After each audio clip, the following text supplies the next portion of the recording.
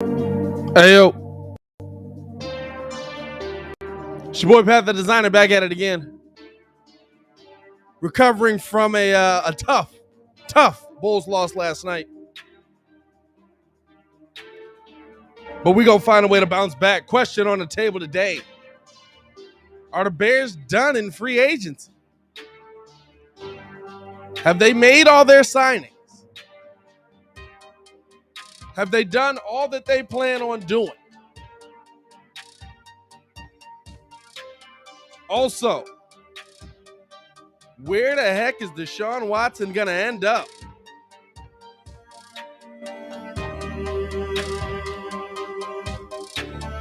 And will the Jags throwing all this money into the docket pay big? Will the Jags throwing all this money in free agency pay big? Appreciate y'all for tuning in and rocking with us as always, man. Y'all hit that like button, subscribe to the page because we do talk Chicago sports weekly. We don't want y'all to miss a thing, man, so make sure that y'all hit that bell. Let's get into the show, man. Appreciate y'all for pulling up. As always, for another live call, man. How y'all feeling today? How y'all feeling today? How y'all feeling today? It is Tuesday, March 15th. I'm still pissed off about last night. Still pissed off about last night. A lot of free agency stuff still going on around the NFL, man. A lot of names still out there on this market. But will the Bears be in on those names?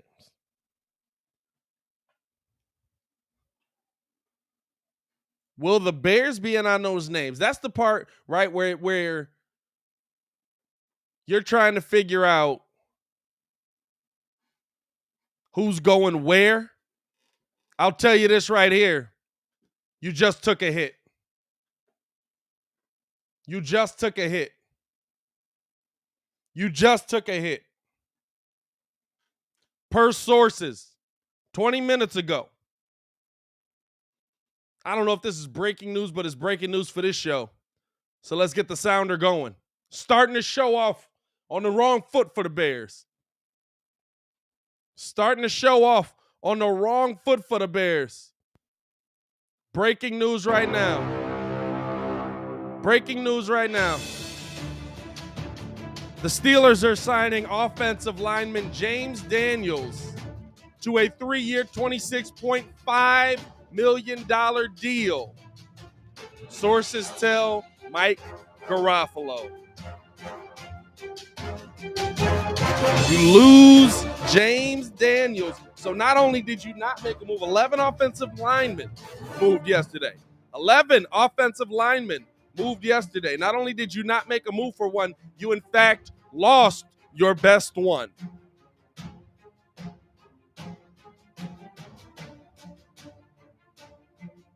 $26 million over 3 years?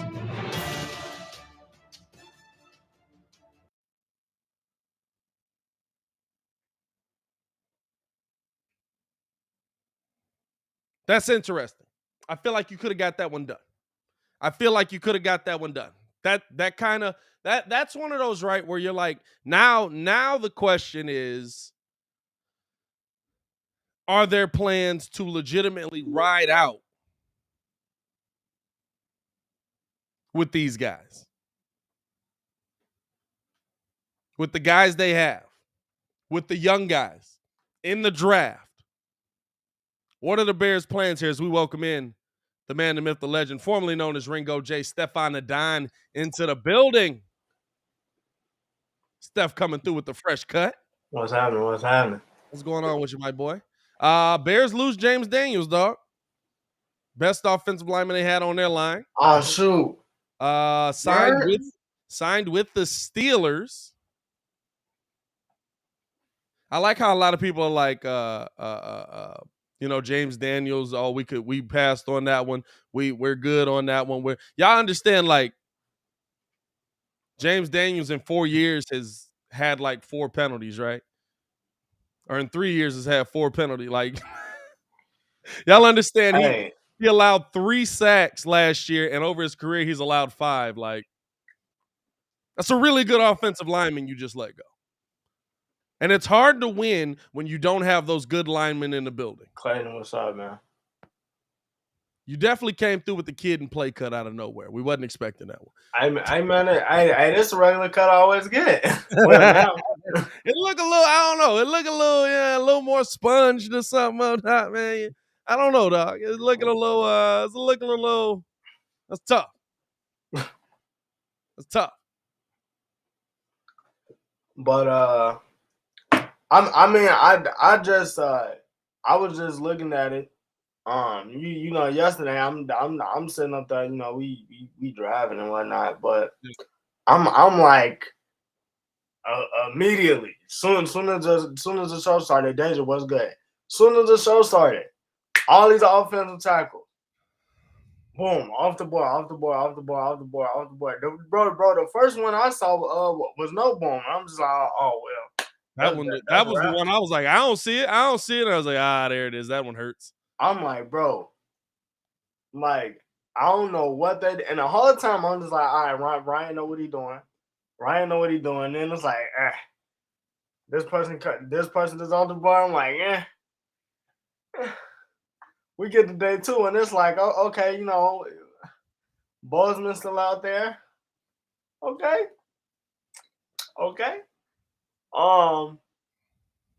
Is he gonna get him though? Like, I don't know what's going on, because right now, it's looking like full tank job on offense. And it's interesting, right? Because it's like now I'm trying to figure out what the plan is, because to make Justin Fields better, he does have to stand. He does have to be able to play the game of football. You know what I'm saying? He does have to be able to absolutely right. Not be on his back. And James Daniels was one of the guys that kept him off of his back. Now, it could be an attitude thing, right? James Daniels has never shown a great amount of emotion one way or the other. Maybe it's a mindset. Maybe, you know what I'm saying? Like, Poles told you he wants those guys that got that dog in them. Poles told you he wants those guys that got that dog in them. I mean, it's a lot of guys that got that dog in them right now. But it's one of those, right? Like, he wants those guys on the line, like how Tevin Jenkins is. Tevin Jenkins is a very, like, it's 0 to 100. I'm going to inflict pain on another man. You know what I'm saying? Like, we know what he about. Hey, Miguel, so I'm not gonna lie. I don't know if they're gonna sign Armstead. And this is the reason why. If the Saints are in on Deshaun, because like right now we hearing 14, just like the Saints, Panthers. I think they said the Steelers might still be in play. Yeah. And then somebody else. But if they're waiting no trade clause, Armstead is going to the Texans. Here's some breaking news here. Let's get the sounder busting again. Breaking news that we have been a part of for a long time. My entire life, anyway. This man been balling. Ladies and gentlemen. Okay. I'm coming back, and we got the Andrew Whitworth announces his retirement from the NFL. Andrew Whitworth will go out an NFL Super Bowl champion, which means Jacob Noteboom will have the opportunity to start at left tackle for the Los Angeles Rams coming into this season. Jacob Noteboom, absolutely a dog. Congratulations to that brother there, man. Congratulations in order to that brother there. Hey. I feel like that's a move we saw coming anyway. Right. So it doesn't change too much for me, but now you know that the Rams are also trying to re-up on that offensive line. Now you know there's a lot of teams, right, trying to re-up on that offensive line. And so to me, like, to ask, are the Bears done here, would say that you're going to the draft for a lot, and that means you're going to put a lot of young pieces possibly in front of Justin Fields, and I don't know if that's the answer. I mean, honestly, bro, that looks to be the truth. Yeah, that was the one team I missed. Thank you, Mike. It was the Browns, because the Browns are not a realm of possibility. I mean, they already came out and said that they're not gonna pay Baker past this season. So Browns are now in yeah, on the Deshaun. So Deshaun. yeah, Falcons are now in so on I wouldn't hey, the Deshaun sweepstakes is speeding up quickly. yeah. So I wouldn't be opposed to see that happen. I'm just like, I don't know what the plan is, because it's like all the offensive linemen that we've seen, and we talked about, and y'all have, pounded the table for, and the combine. Sorry to tell you, they're going first round. And that's the part you Evan asked, Neal's right? going first round. Yeah. Equanu's going first round. Yeah, Like, for sure. and the crazy thing about it is, because I mean, we talked about it yesterday. The Giants filled up but both of their guard spots with fantastic gets yesterday. So now you know that they're going into the draft with that fifth pick. I fully expect us to pick up Iquanu. They're gonna put him at attack. They're gonna put him at the tackle position. We already got Andrew Thomas from a couple years back. So I mean, that's gonna fill up our offensive tackles, and I'm looking at the offensive tackles for Y'all re-signing Nate Soldier? I'm not gonna lie to you. If you do, I'm gonna just tell you that's on you. That's on you. Why? Watch them for 3 years. Belichick was like, look, I'm gonna give you 16 M's. You're just not gonna play here. So I'm telling y'all right now, that's if y'all do that, I mean, that's on y'all.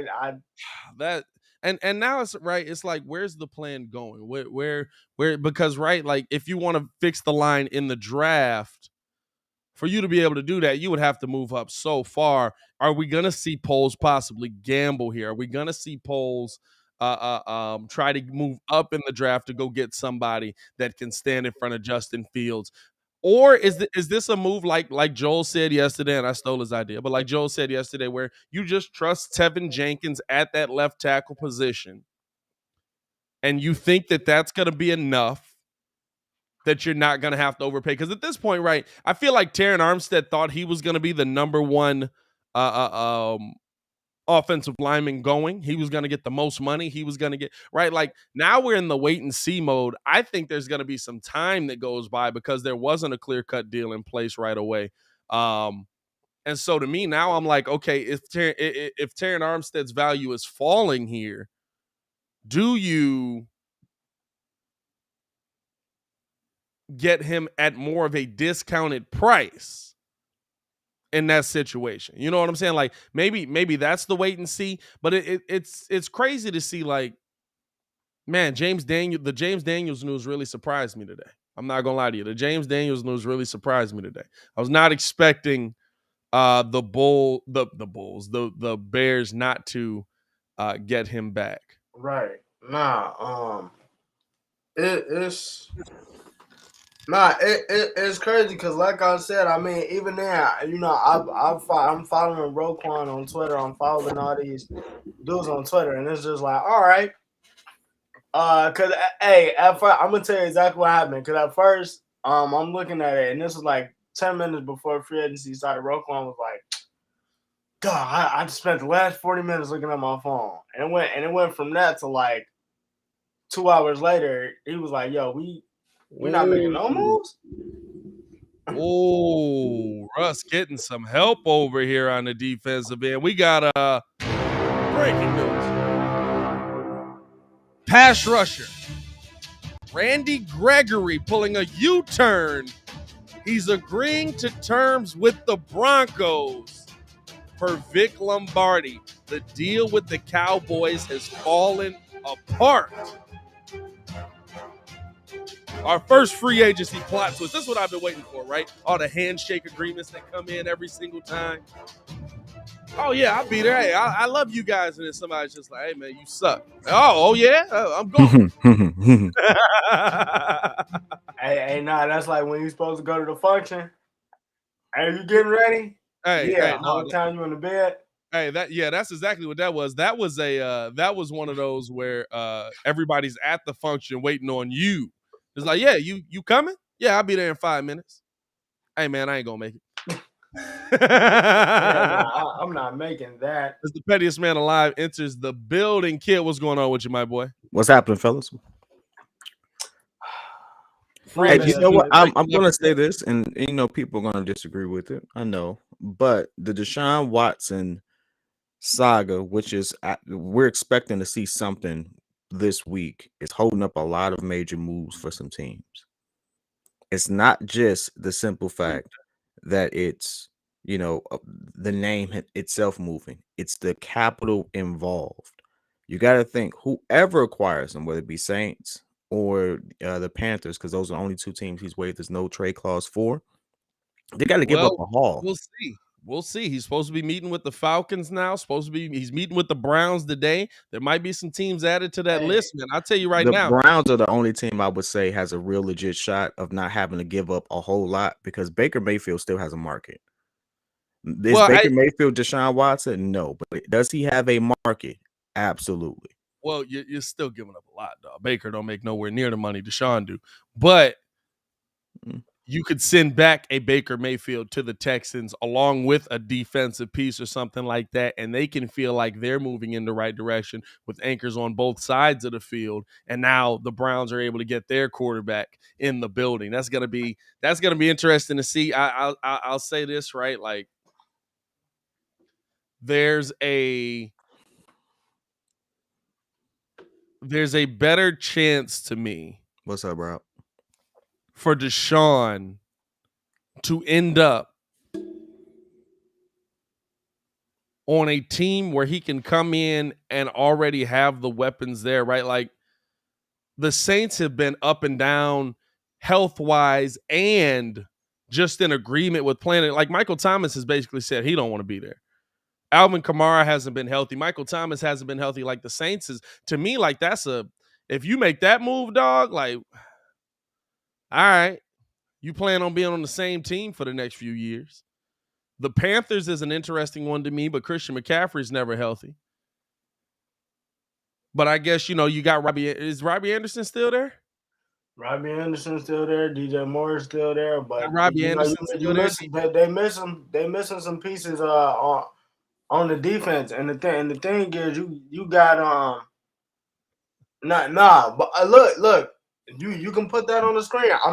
Can I break it down? Break it down. But guess what? If by tomorrow morning they still got $60 million in cap, we're doing something wrong. I get it. On the contender side, Torian asked, "What are the Colts doing, sitting on $69 million in cap with no QB?"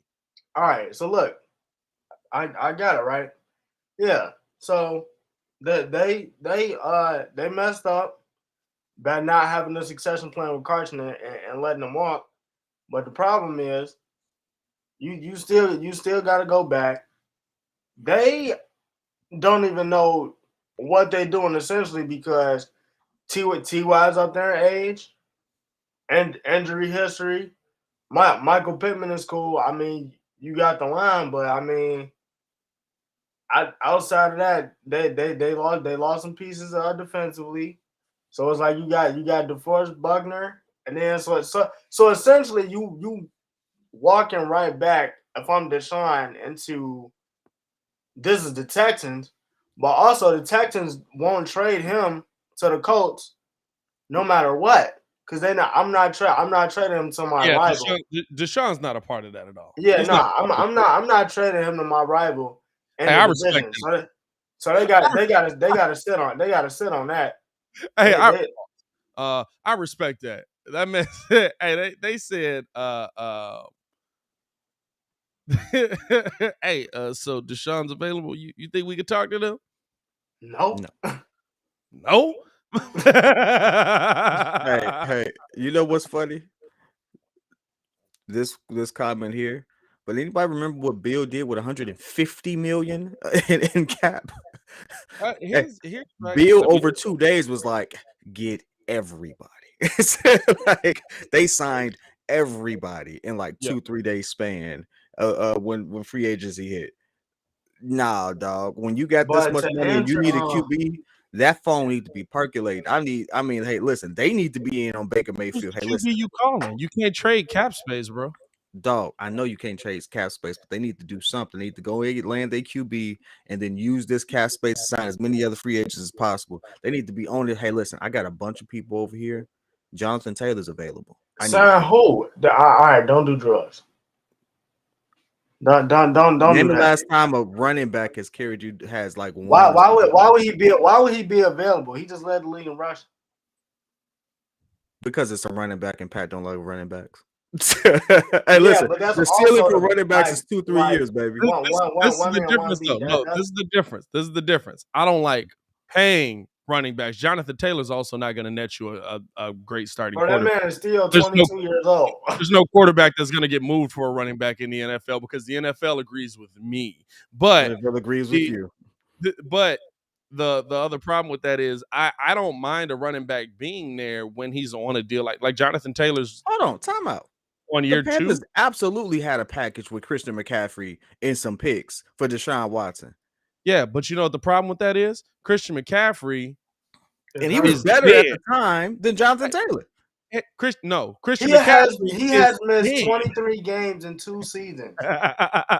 Yeah, like I'm not. You can have a package put together. That don't mean I'm sending it. Like you see, Deshaun didn't go nowhere. Like, you can package Christian McCaffrey together all you want. You know what I'm gonna tell you to do? Shove it where the sun don't shine. Like he ain't played none. Running backs rarely do Like running backs that would be a finesse of a trade. Yeah, yeah, that'll be a P kid getting Hollywood Brown trade right there. That I can say whatever I want to about my hey, takes. I know how to deal. me pulling off Kyle Pitts right there, my boy. That's what that'll be. Like running backs rarely get dealt a serious injury and come back the same guy. Todd Gurley was the best running back legitimately 4 years ago. He is 28 years old, y'all. Let's see He's what done. Barkley can do. You know what I'm saying? Like Saquon Barkley, maybe. That very few. Like Saquon Barkley is the anomaly. I feel like he can get back. Like think about the dudes that come back from major injury and are the same back. We're talking about like Adrian Peterson. But he was an anomaly. Derrick Henry. Derrick Henry had what was his? No, Derrick Henry. If you want to use the word anomaly, Derrick Henry is an anomaly. Adrian Peterson is too, though, just because of his longevity and stuff like that. The Broncos just tweeted out, surprise. Hey, that's a big get for them. I'm not gonna lie to you. Randy Gregory going to the Broncos and not Dallas. Dallas is that's a move right there that could spiral you in free agency. But then if you look at it though, well, you know what though? I'm not mad at Randy Gregory. Get your money, because did you see the deal that Dallas was trying to pay him? It was like a 2-year, $13 million deal. Oh yeah, and then it was like the reason the deal fell through, according to Ian Rappaport, Dallas insisted on contract language that protected the team and not Gregory, and he didn't like that, so he's heading out. Yeah, I'm gonna just go ahead and take these 5 years. So the Broncos get their QB, they get they get some tackles, they get a guard, they get a defensive tackle. They made moves immediately to still be in playoff or Super Bowl contention. Well, to get back in. They're not the best team in the division on paper. And no, here's the thing, y'all. Von's probably going back to Denver. I believe that.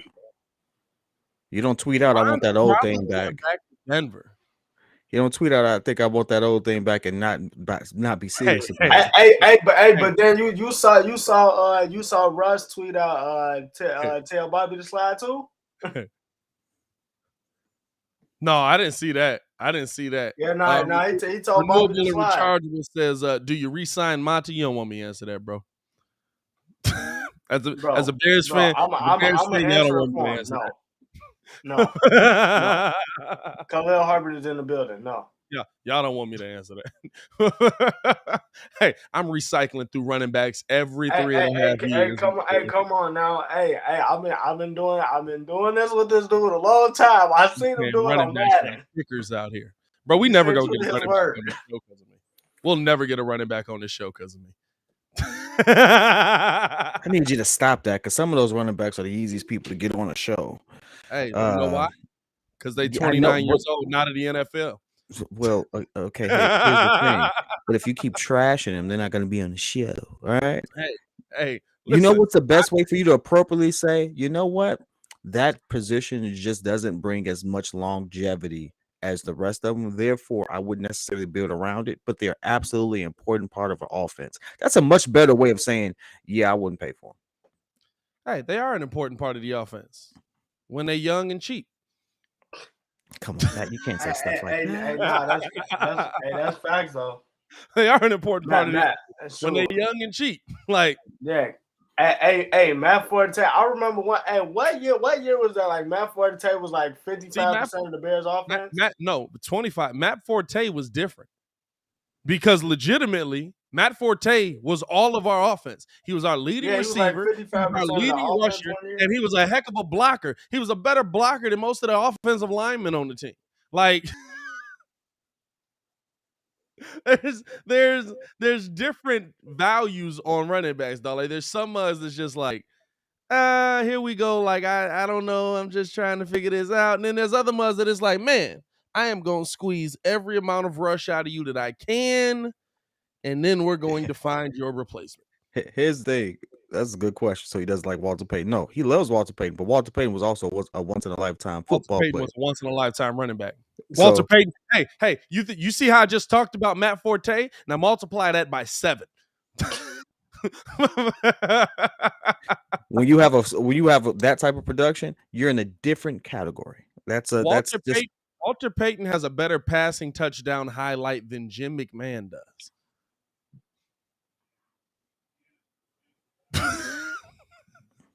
Walter Payton was legitimately.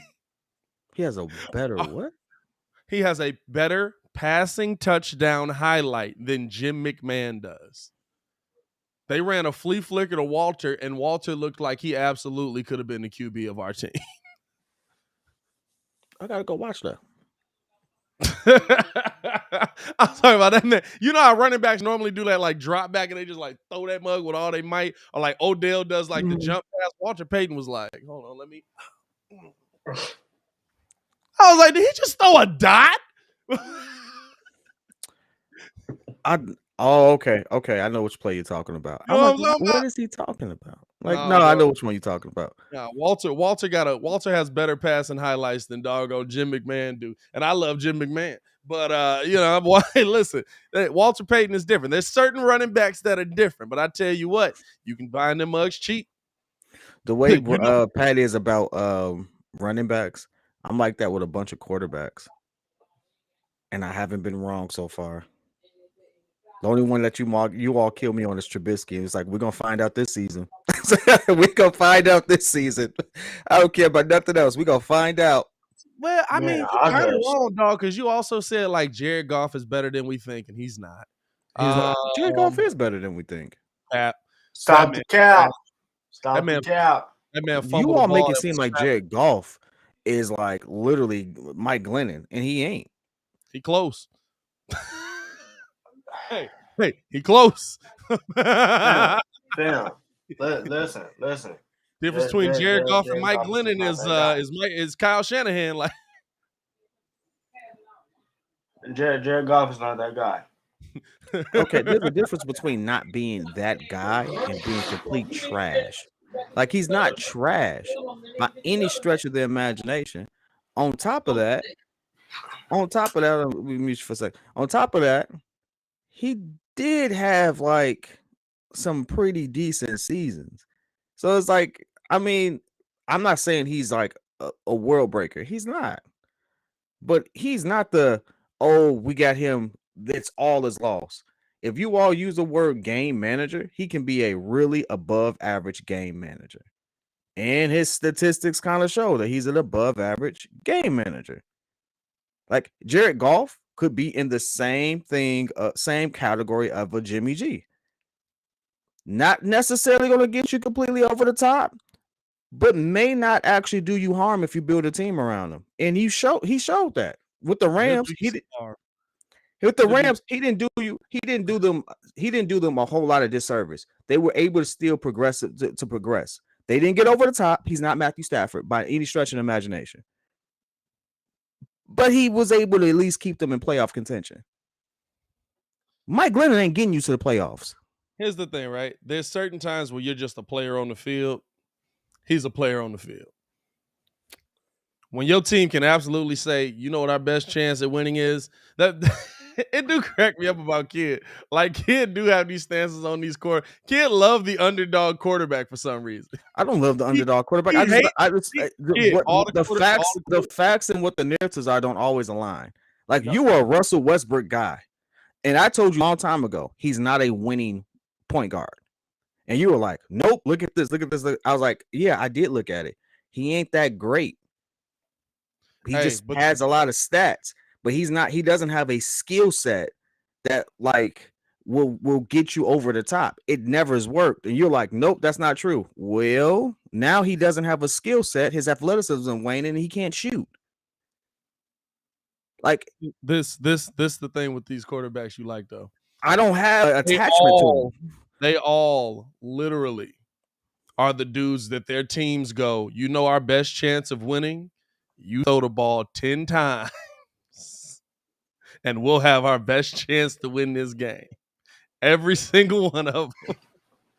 And those are the dudes you love the most. Mac Jones won the game throwing the ball 3 times.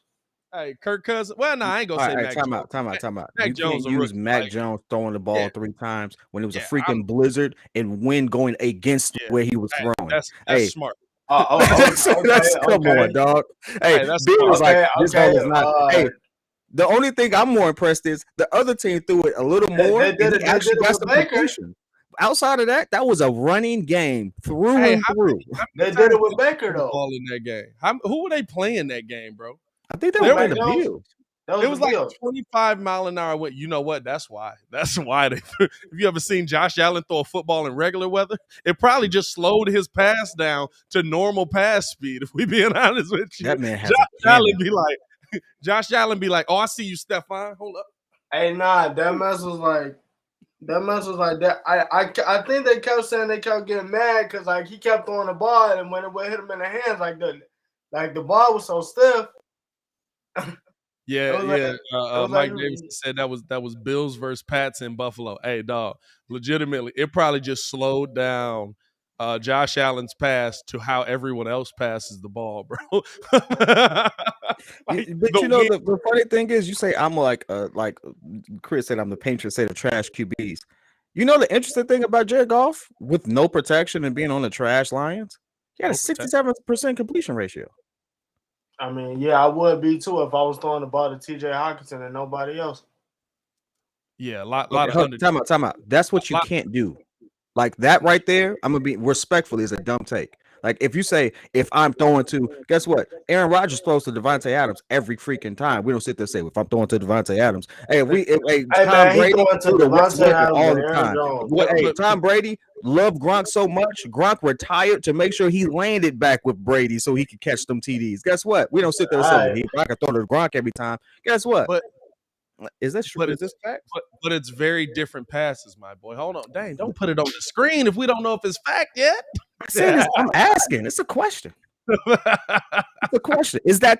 Hey, listen. I'm gonna tell you this. I don't know how to pronounce this name. You look like you could box, but in this arena, it's my arena. I will block you if you're wrong.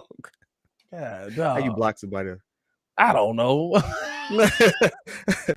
I don't see it reported nowhere. That would be weird. That would be weird. That's suspicious. Check Shefty here. That's suspicious. I got nothing from Shefty, but we do got a breaking news signing by a former Chicago Bear here. Hold on. You know what? Out of respect for his time here, I give him the breaking news sounder. Veteran quarterback Chase Daniels signing back with the Chargers on a 1-year deal, $2 million. Man, I wish I could be a backup quarterback in this NFL. And that's the end of it. I ain't gonna give you the full sounder, Chase. You know what I'm saying? Come on now. Yeah, dog. I don't think that's facts, my boy. I don't see that nowhere. Baki ain't tweeted it to me. Shefty ain't tweeted it. Hey, don't be like the dude when I was in Florida, bro. He lied to me and said we got DeMar. Hey, listen. But we got DeMar. That's on you. He said, remember when he was down in Florida, somebody told him that the Heat got DeMar. Yeah. He was like, we putting the band back together, bro. We putting the band back together. We got DeMar. I was like, what are you talking about? He was like, he just got DeMar. And I was like, they did not. He just signed a 4-year deal with the Chicago Bulls. Oh, man, they got me, bro. No, but it was the fact other people was in the line and I just yelled that out. And then Buddy just walked out with his ice cream and just dipped. And there was a wet flow sign right there. I hope you would have fell on that wet floor sign. That would have been justice because that was just like, why would you do that? Why? Yeah, you definitely got. Why would you do that? You definitely got on that. Why would you do that? Oh man. You know what? Since we're going in on this one, I just gotta ask. Since I'm supposedly a patron saint of trash QBs, this QB's been getting trashed a lot. Do you think Baker Mayfield is trash? No. I don't think that Baker's trash. I feel like he just gotta. What do you think the market for Baker Mayfield is? I'm just curious. He just gotta get in the right system. Those teams that the same market that there was for Carson Wentz. Those teams that are in such that's low. God, are in such a quarterback. Well, no, because it's the thing, right? Like you have Carson have it that MVP season. Carson last season just wasn't a great leader. Do I think that people overrate Baker sometimes? Yeah, I think that people think that Baker Mayfield can be on the same level as Patrick Mahomes, and that's cap. But do I think that Baker Mayfield is the bottom of the NFL? I think Baker Mayfield is modern day Eli. Do you think Baker Mayfield is better than Jared Goff? Yes. Yeah, no, he's better than Jared Goff. I don't think so. I don't think so. No, he's better than Jared Goff. I don't think so. You know why? Because I feel like you can get now. Do I feel like I feel like Baker's along with the Kirk Cousins, like in that same range, like those guys that you can give them enough to say, here, make these passes. I think all three QBs exist in that space. I mean, if we're ranking them right, the difference between this is if Kirk Cousins 15 to 25. Kirk is 1. Baker's 2. They're in the 15 to 25. Goff is 3. I think Baker Mayfield takes more risk than Goff, but they're all within the same realm. No, that's the only difference between Baker and Goff. He takes more risk. And hey, listen, you miss every shot you don't take. I'm all for you airing it out. I really am. You gotta put it up there. You gotta take a shot. Goff may not take that shot. Kirk Cousins is on the fence for taking that shot, which is why Minnesota's having a hard time with him. Like Kirk Cousins is perfect for getting you to the playoffs. He's not perfect for winning the Super Bowl, but he could get you to the playoffs. Say it again. You said who's having a hard time with Kirk? Minnesota. Minnesota's having a hard time with Kirk because he's too good to let go, but he's not good enough to win.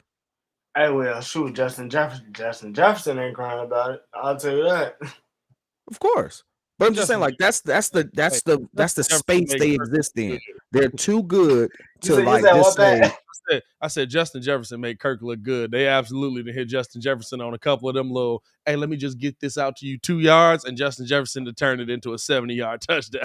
Justin Jefferson is just that good of a wide receiver, dog. Like there's some of those, and I'm not. Here's the thing, right? It's okay to be that guy in the NFL. That's what fans don't understand. Like you're in the like, NFL. You're you're it's one of the best athletes in that. the world. Not even that. Well, I don't know about that. I feel like there's a lot of mugs that can play that just they don't get to that level. Like there's so much mental that goes into it. I think that's what every sport. Like everybody believes like these players should make it, That's part of being an athlete. but the mental part everybody cannot deal with. That's part of And being an so athlete. that's a huge part of being an athlete. And so like I'm trying to see If here. everyone who was Oh, we do physically got breaking imposing, news here. We do got breaking news. Oh, we got a market shift coming, y'all. The safety market is shifted. Marcus Williams agrees to terms with the Baltimore Ravens on a 5-year deal for $70 million. Mm. Big market shift. Mm. Heading over to the AFC North. What do y'all feel about that one? Adding to that Baltimore defense over there. I mean, I feel like it was an upgrade over Trey Clark. That's a given. You know what I'm saying? Really great safety. I expected this to happen because the Saints can't pay him. Yeah. I don't know exactly where this will put them because I still think Cleveland is better. I think Cincinnati. And I feel like that's the one team we didn't talk about with Cincinnati. Cincinnati got exponentially better. Yeah, going out there on the offensive line yesterday. Yes. Do you think this impacts Deshaun's decision of considering New Orleans? Fam, he should have never been considering New Orleans to me. Why? They're broke. They're not like legitimately like they're so far over the cap they can't bring their back. MC Hammer broke. I keep trying to say it, like they have no money. Hey, listen. The one thing I would say, and I appreciate everyone for like thinking I'm this super genius. Creative accounting in the leagues now is far beyond anything that I've comprehended because for some odd reason you can sign people to these max contracts and instead of putting it on paper, you give them signing bonuses. Yeah. So I can give you these bonuses that will negate me actually having you as a salary and cap hit on paper. And so because of that flexibility, the world is theirs. I mean, it's all about how much you're just willing to spend and give up front. So yeah. The problem is, right, like it's not just the signing. Like if it's a signing, it makes sense because you can keep people there. You're talking about a trade, and you're losing a lot of your key pieces to free agency that you could trade. You're losing your best offensive lineman, which you might want to have that guy for Deshaun Watson to stand behind him, but they don't have the money to bring him back because they know the market is going to be high on him. You just lost your best safety. Your star wide receiver doesn't really want to be there. Your running back has had injury issues, and Alvin Kamara. Y'all know when the injuries start to pile up. Now, Kamara, when he's on the field, is legitimately a game-changing running back. This man had what 7 touchdowns in the game? Come on, bro. He's a game-changing running back. Like he's ridiculous. But the problem comes in where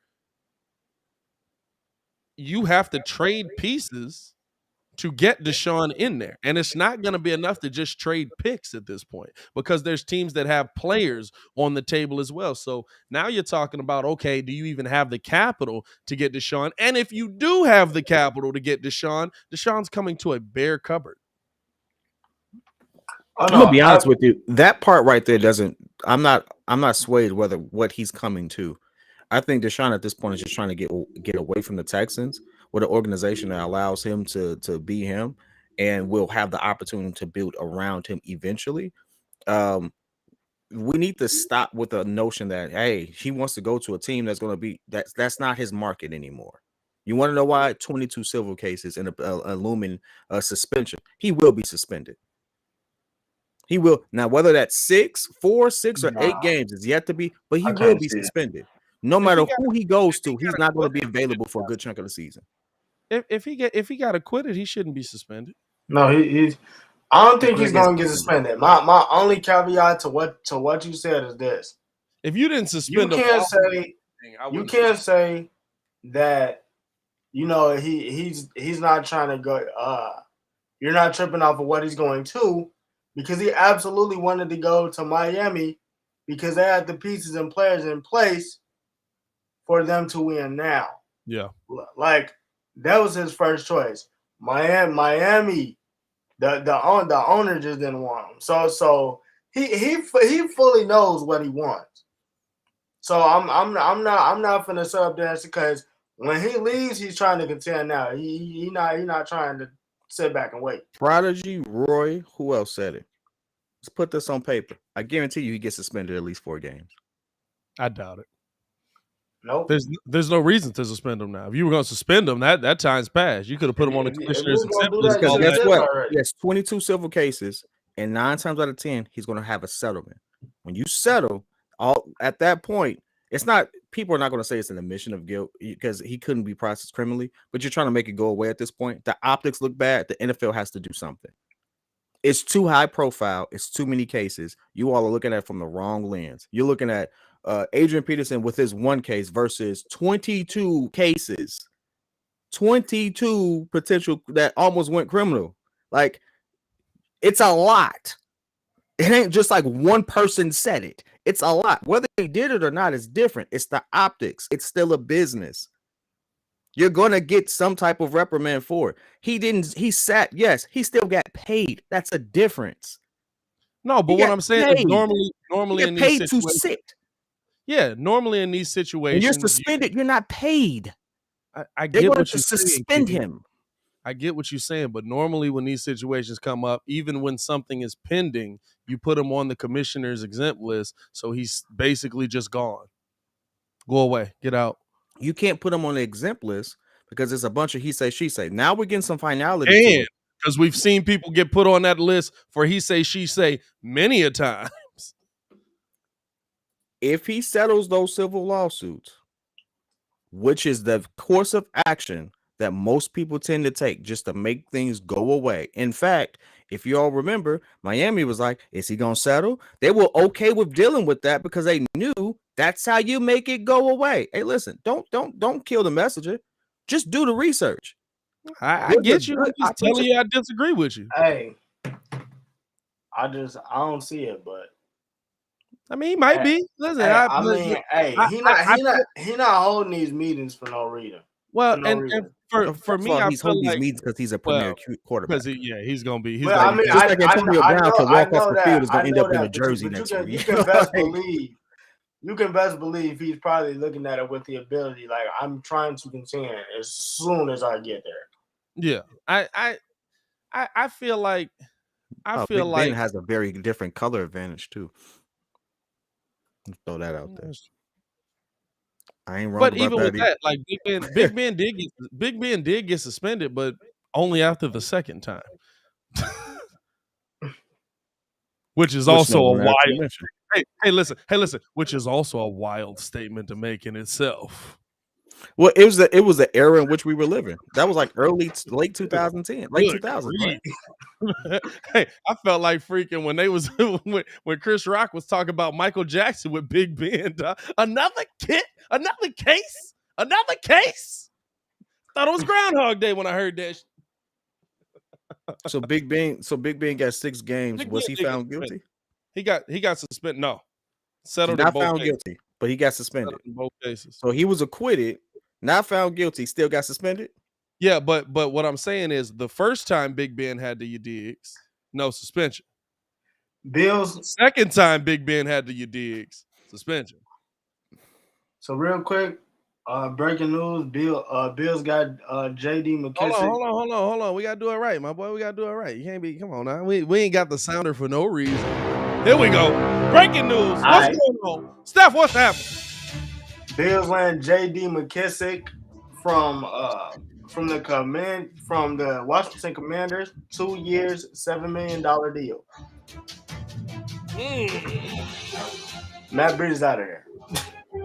J.D. McKissick, 2-year deal, $7 million. No Breeder then, right? No Breeder. Singletary. I like Breeder too, man. He nice little back. Breeder's cool. Fam, cool. I mean, unless you're trying to run a 3-back system. Hey, listen. Look at the Bills, dog. There's so many running backs on that team, dog. Talk about we don't care. So many. Y'all Muggs kill me for my viewpoint on running backs, and I'm like, look at what the league does. Look at what the NFL does with these mugs, dog. Like they gave this man 2 years, $7 million. Oh, by the way, upside of $8 million.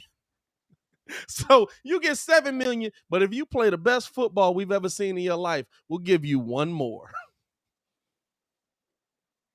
Don't kill me.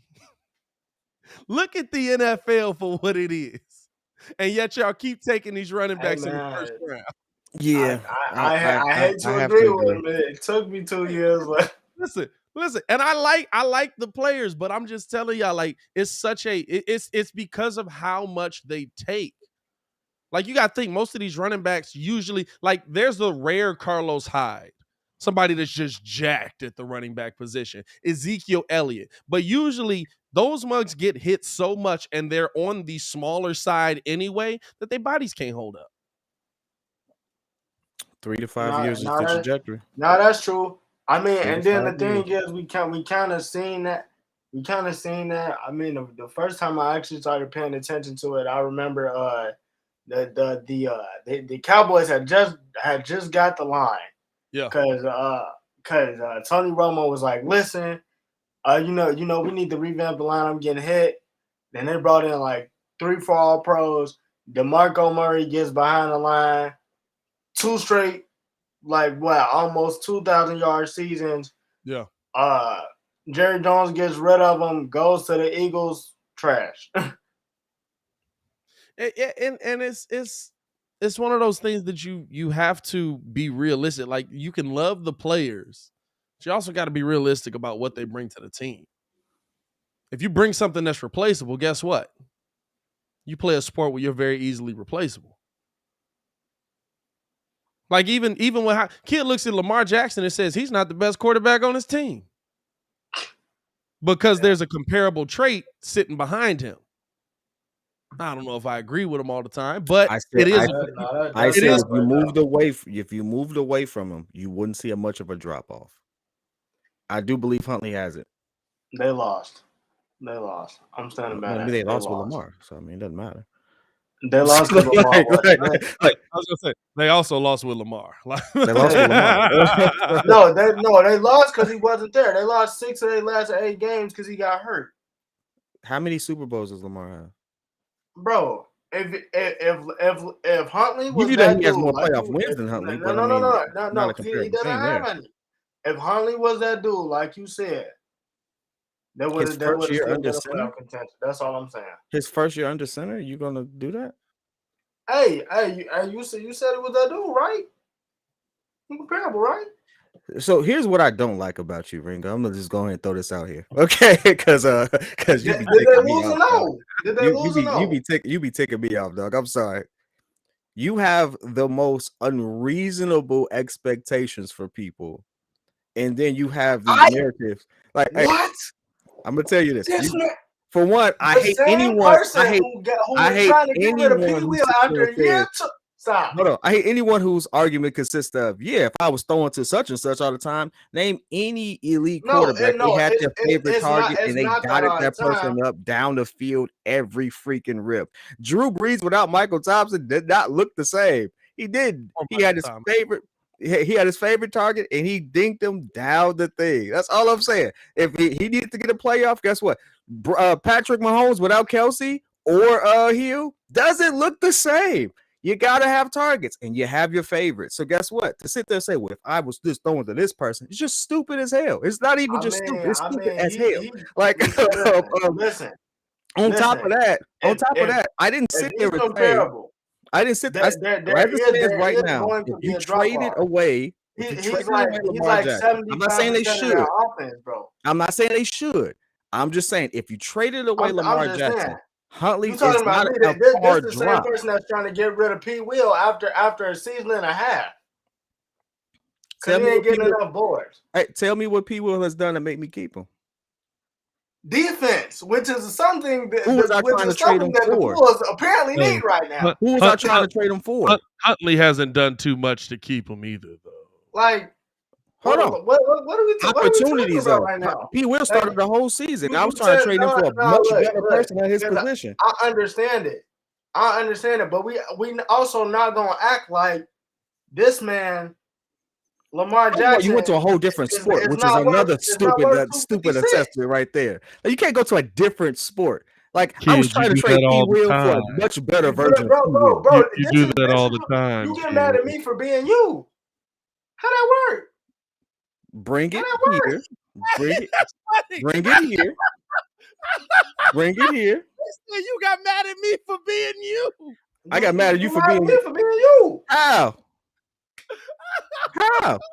We essentially do the same thing. Hey, round one, Ringo. He won that one. He won that for a stupid bar. He been getting cooked this whole time. How do you sit there and say that? Hey, that's a bar, dog. That's a bar. You said you can't go to a stupid sport. That's a dumb take. I'm like, you do that all the time. He sat there and said I was trying to get rid of P. Will, who started the entire season, compared to someone who's coming as a who got hired as a backup and had his opportunity. You can't compare the two. Not even comparable. Essentially, you upset at me for being you, bro. I'm just saying. I'm not upset at you for being me. You want to be me. I get that, but you can't. No. That's the difference. You can't. That's the difference. I'm always going to have a lane. You got to get call wheels out. Stop it. If you really want to look at it, you got to look at it. That was priceless. Mike Davis plays MJ's man in the mirror. Hey, Ringo, I give you that one. That was hey. Welcome to the Octagon. If you say it was a bar, I'll go with crowd opinion. But I'm gonna be honest with you. I still would have traded P. Will for Jeremy Grant. I absolutely would have. Oh, dog, that was funny, man. I would have packaged them and shipped them on out. I would have. Let me ask y'all this. Easy man. money. Easy money. Let me ask y'all this for no reason. If the Bears don't make another move in this free agency period, how would you grade their free agency? How would you grade what would be your expectations from them moving forward, knowing they're probably going to end up riding with rookies and young guys to be those pieces that fill out this roster minus a few glue guys. You know what I'm saying? You're still trying to bring back Roquan might play out on his 5th-year deal. I don't know if they're going to sign him early or not, but maybe they might sign him next season. If you are trying to get guys in here now to compete now, how do you grade this free agency? I would give it a C-. I like the Larry Ogunjobi find. I like the signing. He's definitely the first person off the ball every time. He was doing that in Cleveland with Myles Garrett, so that was definitely a good get. This whole thing has been planned around getting help for Justin, and legit, it's like all the offensive tackles are off the board. Yeah, you like lost every single offensive tackle that we brought up and note is off the board. Yeah. So it's like now, if you go into the draft, the offensive tackles you need are at the top of the draft. Like, so who's gonna be at 39? Who's gonna do this? I mean, you still looking for your third down guy. Essentially, right now, I had to give it a C-, man. What's your thoughts? I can't call it now. Like, we have so many pieces that we need, and we really have not addressed the glaring issue on our line. Mm-hmm. So I have to see who he drafts, if that's where he's going.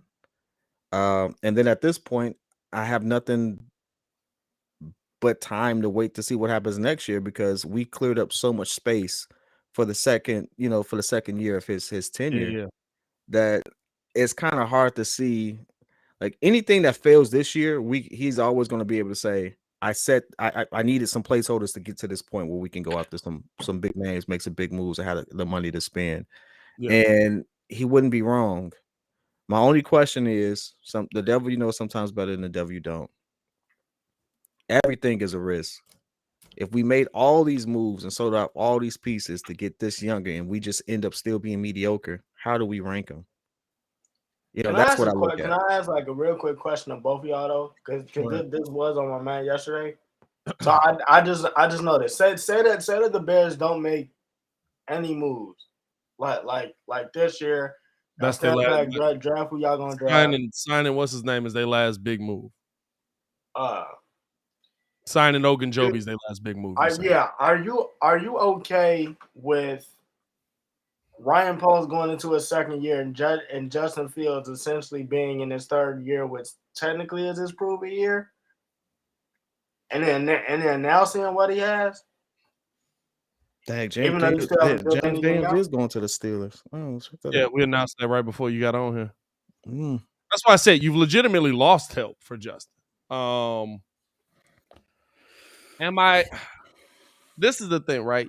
I knew coming into this free agency, into this period, into this season, that the Bears didn't have much. We could all see that. We watched it on the field, game in and game out. There wasn't much that we were excited about every game. Maybe Robert Quinn breaking the sack record. Okay, cool. Maybe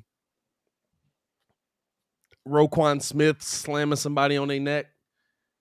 Yeah, I'm saying. Couldn't get excited about the cornerback room because the one cornerback you think had some talent was paired up with dudes that was us. And basically just got torched every single play, and so you never even saw them We got 35 yards for you. I got 35 yards for you, bro. They did not. They didn't have 35 yards for you. That's the problem. So, like, you came into this knowing that you were nowhere near where you needed to be consistently successful in the NFL. There's always that hope, right? There's always that hope of, like, you can go worse.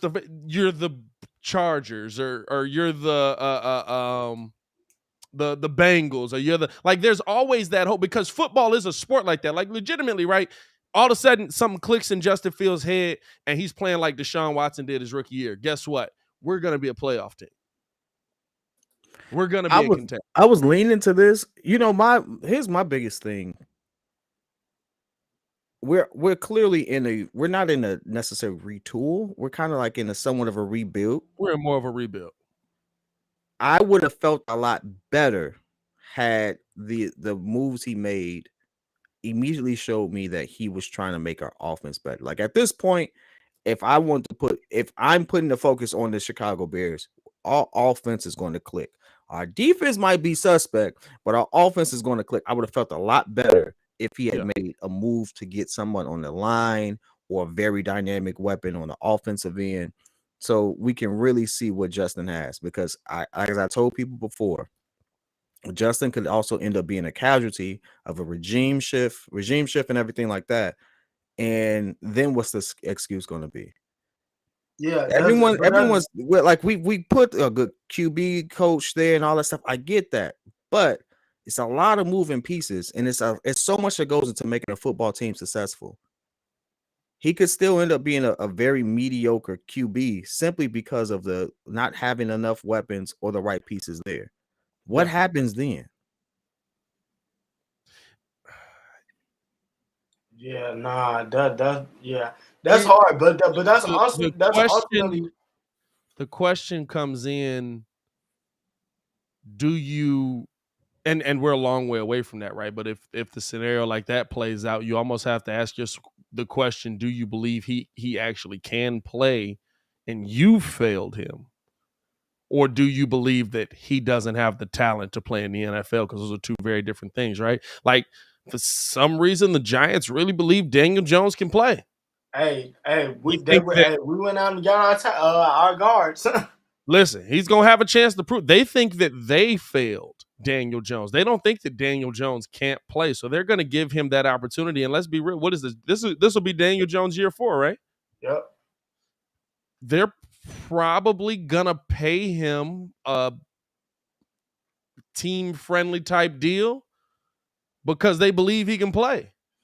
Yep. They believe that they failed him, and they believe that they're the reason he hasn't been successful. So you could absolutely see something like that coming in. So this is my thing, right? The thing that I don't want to happen is this. So, like, yeah, they get Ogunjobi, nice deal, but then it's just like, you know, I mean, and it's like, man, you said, what is going to, because I think Joe said it the other day that there's going to be a lot of free agents next year. Yeah. If the Bears don't feel the correct team, you feel me? It's like me and you was talking about the other day. Like, what's going to make me come to Chicago? Yeah. But essentially, what's going to make me come to Chicago? I think that's the thing, though, right? Like you're trying to get something to make you come to Chicago. Like, let's be real, right? With the Bulls, different sport, of course, but with the Bulls are in play for a lot of free agents next season. Mm-hmm. Now, whether they get one is a different story, but they're in play for them because they look good. It's Chicago. They've got a good team. That goes a long way. Right. Showing that you're trying to compete, showing that you have talent on this team, a lot of times makes people want to come play with you. A lot of times that's what puts people in a position where they're like, no, hold on. You got Justin Fields balling out over there? Oh, yeah, I'll come play wide receiver for Justin Fields. Oh, you got an offensive line that's moving in the right direction? Y'all need a center? Oh, yeah, I'll sign there. Like the Bears have all this money next season, but one, free agency, you're always going to end up overpaying. And two, if you're not the most desirable spot, why would I come there? And that's another thing. You hit the nail on the head. You're always going to overpay in the market because guess what? Free agency, guess what those agents are, accounting for? Those new deals, especially in football, where that cap is going to go up. There's going to be more money on these teams. They're trying to make sure that they secure deals now so that their clients don't feel like they got robbed once that money hits. So you're going to overpay. But guess what? That's the name of the game. Like at this point right now, the NFL is starting to look a lot like the NBA. And they should. These players deserve to get paid. I mean, I honestly feel like these players deserve to get paid. Good, bad, or ugly. It's a lot of wear and tear. They deserve to get paid. I like seeing more money on the guarantees. I'm not gonna lie to you. Yeah, they deserve to. I'm not gonna lie about it. We don't have to like the individual players. Some of them are better than others, but the physical toll on their bodies, some of these people can't even walk straight the rest of their lives. Yeah. Yeah. Pay these people. I'm for that. I'm for them getting the bag. But we got to stop acting like we need to hold on to this purse because people spending money. They spending big checks. Hey, I'm not gonna lie to you. Hey, me and Pat was texting about it yesterday. Hey, bro, the Jags. Yeah, I wanted to get into that, right? Jags said, F this coin. Hey, we want you and you. Come here. Hey, guess what? That's the league now. Sunshine got weapons. Here's the thing, though. Now. Here's the thing, though. Spin the bag. Is that going to work? It's the flavor of the season. They've put. I mean, what you can say is the best team that you could put around Trevor. He's got an offensive line now. He's got weapons. He's got a tight end. They got their receivers. He's got a running back.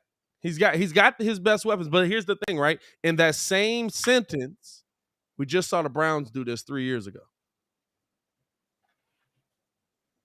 That same sentence, we've seen teams go all in with the bag. The Rams are really the first team to make it work. Yeah, but I feel like the difference with that is Baker and Odell just never.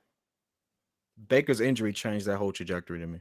But even before that, though, that was kind of like before that they were above average team. You know what I'm saying? They got to the point where they were above average, and it's about building that team together. I think that team never wanted to build together either.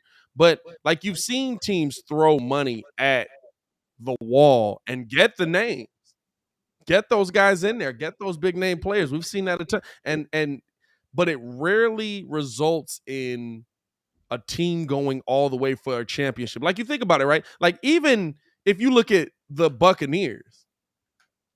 Mm-hmm. A lot of the players on that championship squad, the Buccaneers already had. Right. Now, of course, you get Brady, changes the game. You get Gronk in there, Brady's favorite target. You bring in AB on a team-friendly deal. But Chris Godwin, Mike Evans, a lot of those names, like they already had, like they really, if you think about it, they really didn't spend the bag to get their Super Bowl. They just got Brady. Yeah. And another thing I will everybody else say they is signed was like everybody. And Brady took a very friendly deal, $50 million over 2. Yeah, that's what I'm saying. Like everybody they signed, it was like, no, give me a little bit of money, give me a little bit, and we're gonna go get this chip. Hey, but the other thing I will say about Baki, and this is what I want people to understand, right? So last year, would you say Sunshine was basically on the same trajectory as Justin. They was both bad, but we both agreed that they can play. The difference is, what's his name? Shad Khan. Shad Khan. Is that how you say it? Yeah, Shad Khan and Doug Peterson was like, look, he can play. We got money. Let's get his tackles. He can play. We got money. Hey, let's go get his tight end. Let's go get his wide. And to his credit, they've done that. That defense is still intact. Now you add an Aiden Hutchinson. Now, the Jags look ready to go on paper. They just need Trevor to take that step. The Bears, on the other hand, you got the money. You sat back. Yeah, it's one of those, right, where like spending the bag. Like I don't want the Bears to hold on to the money either. Like you got the money, spend it. You know what I'm saying? I'm always confused by those teams where it's like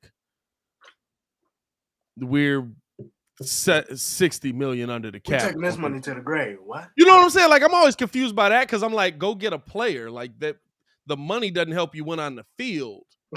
But I get it if you feel like this is the thing, right? It's about if you feel like you're in contention for those players that aren't available yet. That's why you keep money for the following years. That's why you keep money for the following years. You feel like, oh, next season, Deshaun Watson is going to be available. We need to clear cap space so that we can get Deshaun Watson in here. We need to do that right now. You know why? Because he changes us right now. And they're not going to change us. So, like, I feel like that's always the weird thing. Like, when Muzz just like, yeah, I'm holding on to it. It's like, well, ain't nobody coming there. You might as well spend it. What player are you waiting on? What like I get pay like pay a for real player. Don't do it like the Bulls did, where they were just like, yeah, we got to pay somebody. Felicio $80 million 4 years. I don't do that either, but some minor signings here. Linebacker Eldon Roberts signing back with the Dolphins on a 1-year deal, $3.25 million on his contract. The Patriots have also re-signed James White. Per sources, Bill Belichick and I are very much in a line on running backs, so he could re-sign James White, and James White absolutely not play. like Bill is so weird with running backs. Hey, I feel like Bill be trying to keep Muggs humble. He'd be like, "What'd he run for yesterday? He ran for 3,000 yards in a single game. Oh yeah, sit him. What? Yeah, that's the last news there. We had the JD McKissick news. So another question for you guys. As we're coming down to this, we're seeing, and we kind of touched on it, we didn't go too deep into it, right?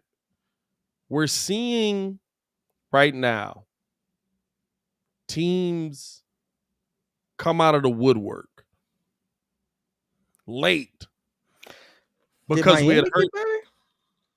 You said what? Did Miami get better? Did Miami get better? No, Miami's taking a step back. The only thing they Miami did was, pretty much. I mean, they the only thing they did was re-sign Mike Gesicki. Yeah, they kind of the same to the franchise tag. That was it. Yeah. So far, Broncos are winning this off season. Oh yeah, you get Russell Wilson. That's a good. What? I don't know, dog. The Chargers. What? Man, Fam, you get Joseph Day, Khalil Mack, Joey Bosa, Derwin James, the free safety, Asante Samuel Jr. on the other side of that, mixed up with J.C. Jackson on the Patriots, just like go. Mind you, he was just an all-pro. But I'm thinking Mac. Then you I don't know still what got version of Mac I'm going to Austin get. He Eckler, hasn't been healthy. J.C. Jackson is your backup Mac. running back. Oh, Khalil Mack. I don't know what version of Mac I'm going to get. I'll tell you this: Khalil Mack going over there to be the number 2. Bro, they a problem. They a problem. They are a problem. My worry is health at this point.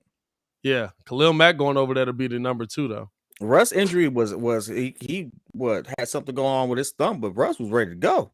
Yeah. so I mean, Russ changes Russ the Broncos. I mean, they got a nice squad, but the Chargers are loaded. Hey, is that facts, Ichigo?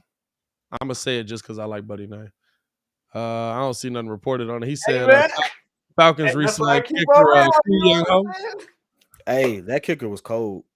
Hey, he really is cold. He is cold. He definitely cold. Re-signed kicker Ku Young Ho. I'm gonna tell you this. I definitely picked him up on a couple of games. He gave me 20 points. Thank you.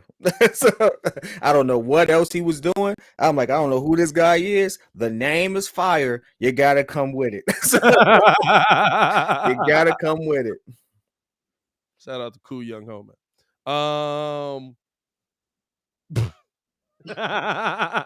And that's why I keep her around. Cool. Nah, that's his name, man. His name is Ku Young Ho.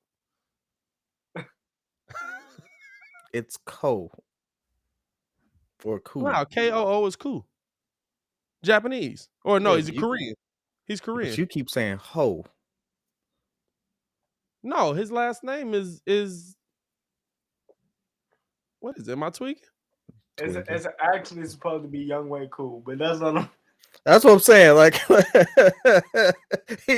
it's a hilarious joke. Get me right. I thought that's really how you said his name. No, dog. Hold on. Nah, you tweaking, bro. Hold on, I thought that's really how you said his name, bro. I've been calling that man that on Madden all year. hey, kid, no, hey, no, that's definitely how his name is spelled, just like that. Damn, hey, kid, we'll get into free agency. This man was like, this dude still kicking.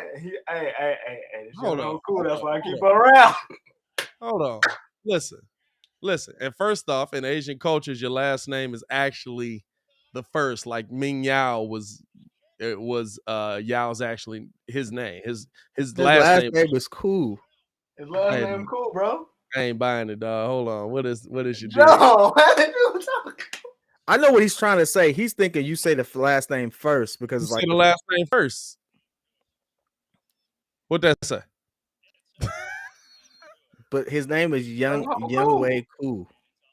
Young Wei Koo. It's supposed to be Young Wei. Hey man, listen. I can read, dog. Y'all, that's listen. Cool. Hey, y'all like them mugs telling me. Can you hear this? Y'all like Ricky, telling me. I'm Ricky. I'm not taking Young Wei. Hey, listen. I would call him Young Wei too. You know why? Just like them mugs said. All of a sudden, he's Kofi Coburn. I can read. See what it said on the back of that jersey. Hey, now there's definitely another C in that joint. I don't care what nobody say. All right, CK. That bad boy. What you mean? It's a whole CK. It's a whole CK. They took out that mug.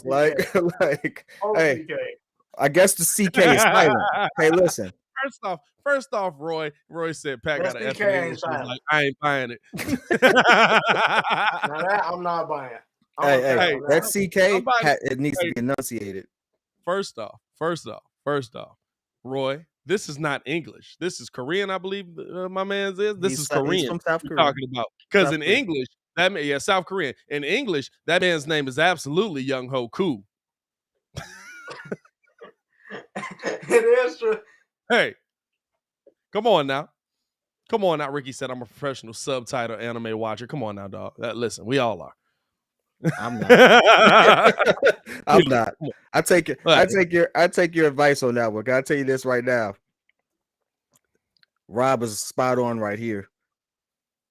Pat trying to get canceled down the road. How I'm gonna get As canceled for saying the man's name? much stuff as kids say, I think it's gonna be kid. How I'm gonna get canceled for saying my man's What name? do I say that's gonna get us canceled? Hey, listen, try and cancel me. What I say that's gonna get us canceled? We definitely not gonna get canceled. And you said some stuff. You definitely said some stuff. Hey, this man just be coming straight in and talking about murder. Let me sit up for this. Hey, there's always that moment, right? There's always Talking that moment about when someone's lack of ability to get action does not mean I'm cancelable. No, I wasn't even talking about that. Where'd you go there? What the heck? I wasn't even The going last time y'all said, "Oh, you was wilding." It's like, hey, listen, that's on Buddy at the Sun Times. No, hey, that ain't my fault. I don't know facts. Hey, you know, you on a whole different thing. He said we know because we heard it pronounced on TV, fam. Yeah, okay. Hey, listen, y'all wasn't listening early enough in his career. I bet you that. I bet you when he first came out, they was absolutely like, his name is yeah. What's his name? We can't say Young Ho. We can't say Young Ho. Hey, because I remember them early games, my boy. I remember them freshman year Illinois games. Checking in, Cockburn. It was definitely Cockburn. Made that man change his name. I hope he make it to the league with that one. He'll be there. Hey, I hope the Bulls get him. I hope the Bulls get him in the second round. Let's go. This is Pat right now. And Zach comes down. Oops, the Cockburn. For sure. Come on, dog. You know I'm going in on that one. He brings it down strong. Hey, Tanner, bro, that's his name, man. That's his name. We want to deep in the hole. What are we doing? You in jail. What are we doing here, man? That's my man's name, bro. It is. How did I get involved with you degenerates? Nobody went to the dude and asked him how he says it for a whole season. How did I get involved with you degenerates, man? Hey, you Robert all D, bad for my relax, brother. You gotta relax there. Roy, all right, bro.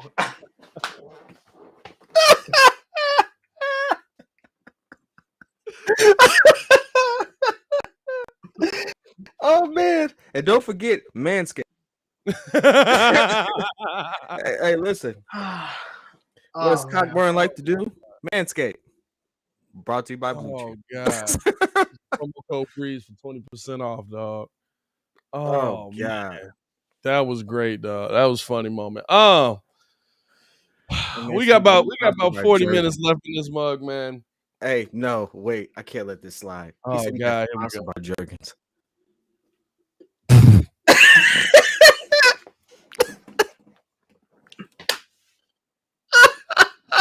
Oh God. Oh, my heart hurt. My whole chest hurt. God, brother. The chat is on one today. Oh, hey, the chat is on one. We on one. You know why? Because it's like this is the hard part about free agency, right? This is what mugs don't get. Like so much dead free agency. There's so much news happening that you're trying to react to, right? There's so much news happening that it's like, come on, let's have. Okay, we got another one, and then when there's nothing, it's like, okay, there's nothing to react to right now. Oh God. So we trying to keep it busting on this one, man. What are we doing here, man? I don't know.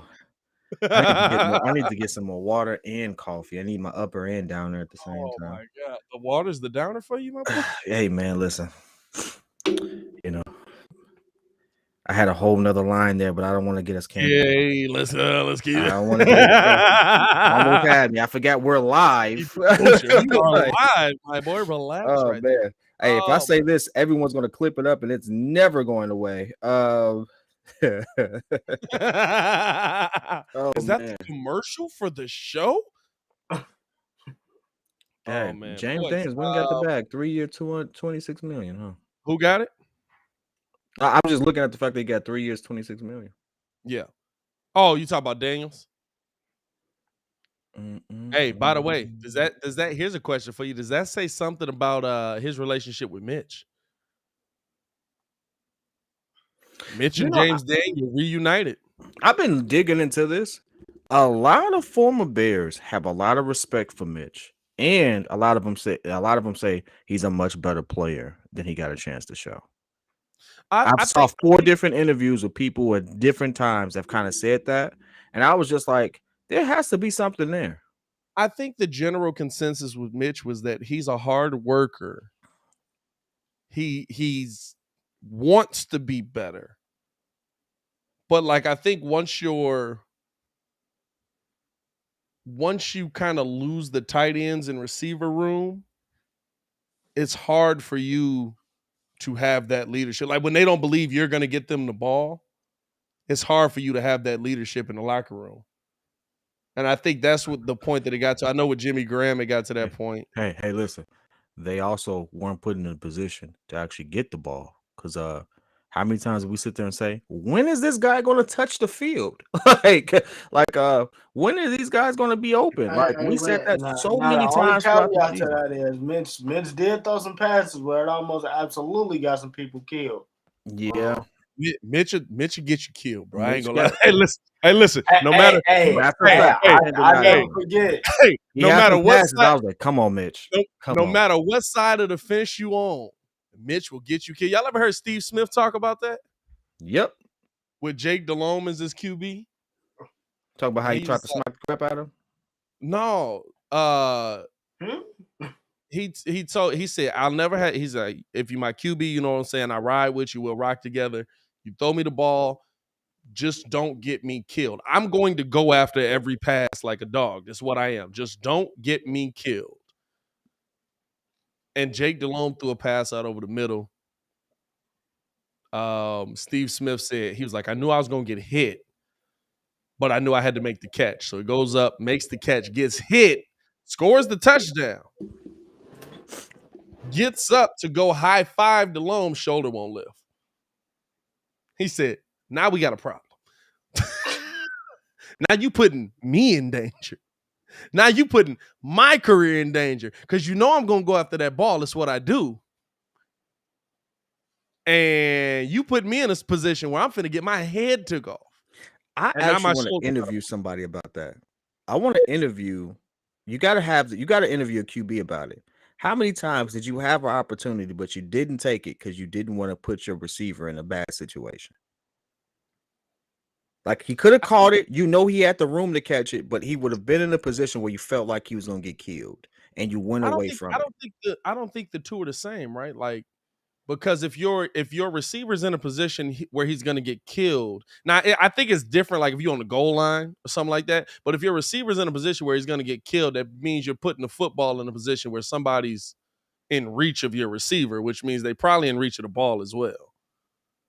It's some QBs that can thread that needle.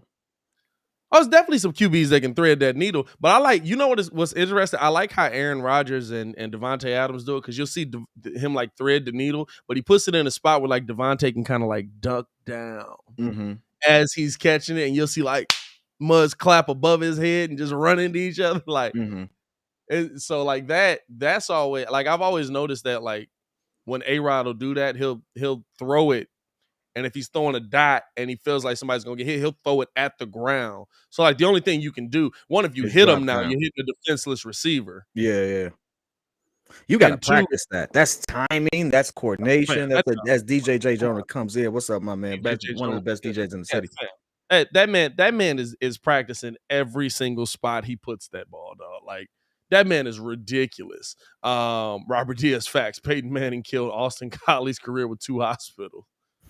2 hospital fam. It's a lot of the mugs where you throw that mug up there, and Brett Favre had some legendary ones too.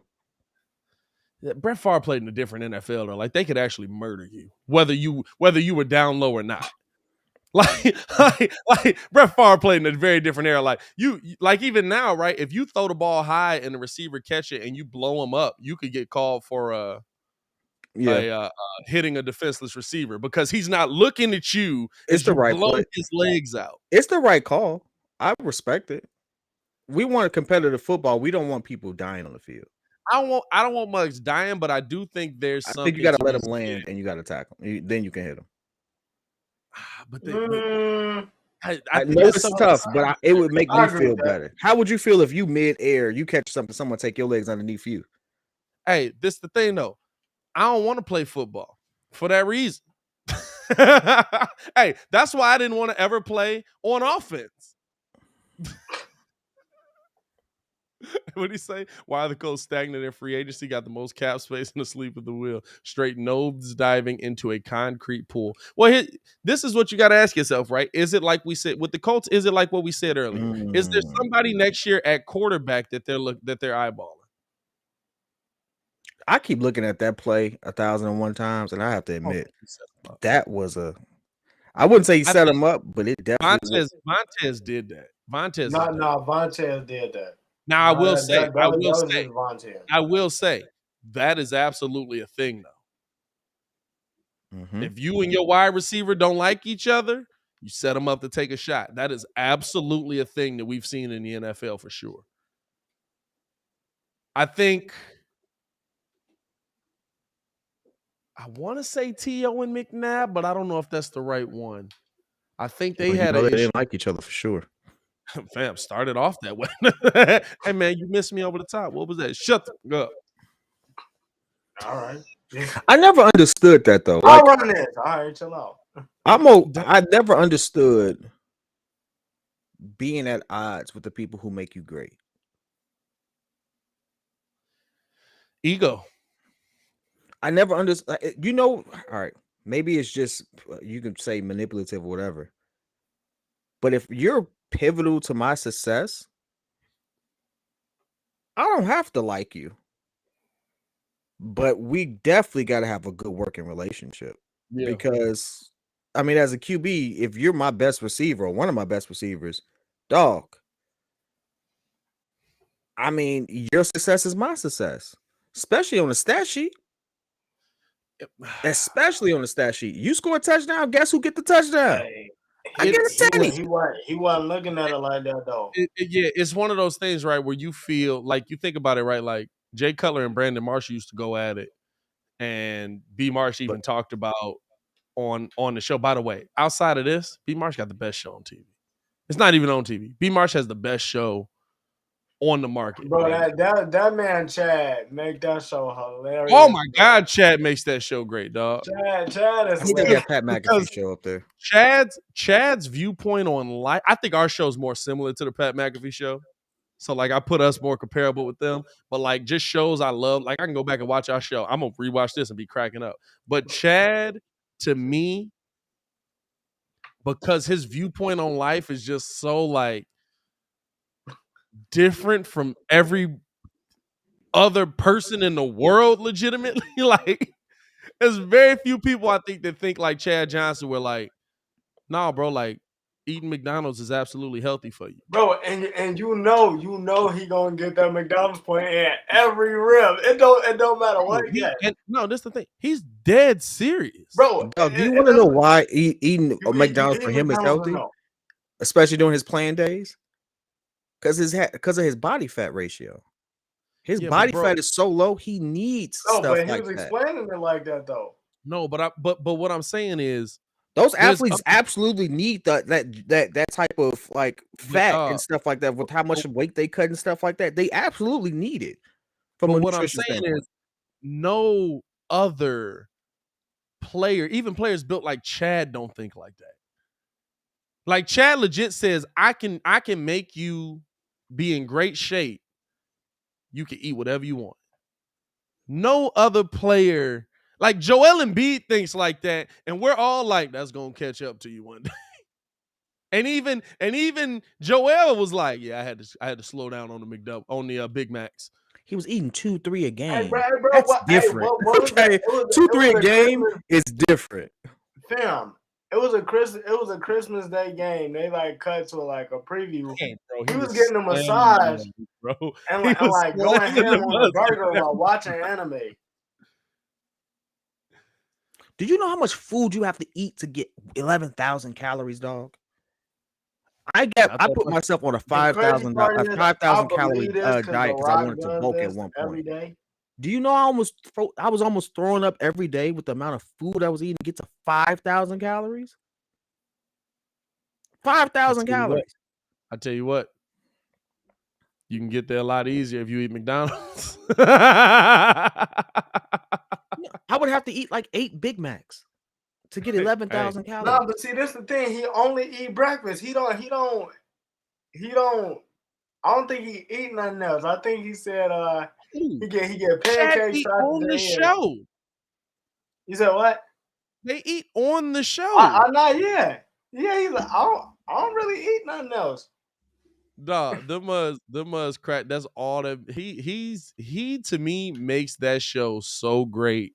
On top of B Marsh and did y'all? Hey, shout out to them, man. Just since we talking on it, how many calories is in your petty juice? Hey, 1,800. Hey, 1,800. What you? Oh no! You made it weird. Oh, how you gonna make it weird, Pat? Oh, now I gotta take it down. You made it weird. Hey, bro, when that man, they just had Dion on the show, and Dion was talking about who the best. They asked him like, who would you go to? Who would you double out of Chad and Brandon? Who would you and Chad and Brandon both have always said, listen, you doubling me. Hey, Dion was like, now I got to double him. You going to have to beat me. Fam, it crushed me, Marsh. I felt so bad. Hey, it crushed him, dog. He was like, Dion said it. I'm arguing. You know they got to get that in. Bro, that man said, Prime said it. How I'm going to argue that? What I'm going to say? Like, I think Chad would have cooked Dion. You said who? Chad would have cooked Dion. Absolutely not. Dion was different. No, he already explained. Hey, at the beginning, Dion said he was gonna run a double at him. What you mean? No. At the beginning of the episode, he explained it. Yeah, they ask a question usually to defensive players, like if you had both of them on the field at the same time, who would you double? B Marsh or Chad? Like, who do you fear beating you Ricky, on the line more? And so he's like, well, if I got to double one, I double Chad because I feel like you're gonna have to beat me. So it's not like he's saying like I think Chad is more of a threat. He's more of a threat in the situation of them too. You know what I'm saying? But I say this about it. I give Brandon Marshall credit. He stood his own because Dion absolutely was standing there and then stepped his foot back. And B Marshall's like, you backing up already. Look at you. You don't know what to do. I was like, okay. I like the cockiness of B. I like seeing B Marsh do well, bro. I like seeing B Marsh. That's what's up. That's what's up. But I think at the beginning of the episode too, like him and Chad lined up. He was like, "What are you talking about? I'm blowing up." And that's the color thing about Dion. He was like, "Yeah, nah, I'm blowing up whatever route you running just because I can tell by your feet already. You not." Hey, now the best one. Hey, Chad be holding some stuff too. That man said, "Hey, everything back there, we ain't worried about nothing back there. So you got 15 yards." He's like, all right. So I don't know, dog. I don't know. Dion was different, bro. Dion was pure confidence. That's what it was. That pure confidence is infectious. And when that's just who you are, when you can back it up, though. Nah, yeah. Dion ain't cash a lot of checks he couldn't, or Dion ain't write a lot of checks he couldn't cash. In today's league, you think he still locks down the same way? Because I mean, I went back and looked at a lot of Dion. He did a whole lot of holding. So I mean, like, hey, listen. He did a whole lot of holding that they are absolutely called now. I'm not saying he ain't great. I mean, Prime is one. I consider Prime the best NFL player I've ever played. To me, it's Prime. No, Bo? I don't think I disagree with you. Nah, not Bo. Prime. Bo Jackson. Even if you sit there and have a discussion about it, he affected the field on so many. Look how long it's been, and we still saying he's one of the best. One of the best I've ever played. Like he's top 3 easy. I will say that's the one thing that I don't fall because I feel like Madden get a lot of stuff wrong, but the fact that they have him because on Ultimate Team they actually have a card where he actually plays offense, which I'm not mad at because he absolutely did that. He could play. He could play receiver. He was a great kick returner. He was a great Whatever you cornerback. asked him to do, he was killing that mud. The man played right field for some reason in the middle. Like it's just like, what the heck is going on over there? This is wild. I don't know if I disagree with you, dog.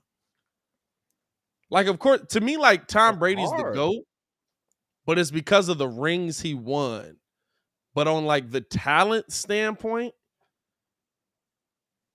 it's like the Michael Jordan and LeBron statement. LeBron is a more talented player from the skills. Well, he's a more talented player. I mean, 30,000 points, 30,000 rebounds, 10,000 rebounds, 10,000 assists. He's affected the game in so many ways. And you can go through era changes, whatever, but you can't deny the talent of LeBron James. But he's not the GOAT. The GOAT is always going to be Mike for me. And there's a strong case. There's just a different level of dominance. Yeah. Jerry Rice is over prime. They had some great battles. Man, they had some great battles. I wish Jerry was more out. This is the thing, right? Did Jerry cook prime? Oh, yeah. You said, did Jerry cook him? Yeah. Oh, yeah. There's a difference between cooked and having a good game. Not cooked. Nah, I'm not gonna say he like filleted. Because Jamar Chase cooked Jalen Ramsey. I don't care what nobody say. He cooked Jalen Ramsey. Hey, multiple times, dog. If the Bengals win that game, he got Jalen cooked couple times. Absolutely the culprit. And the crazy thing is, they were showing that man stats, and he was like, "Yeah, he really hasn't given up nothing all season." And then you wait till the Super Bowl to do it.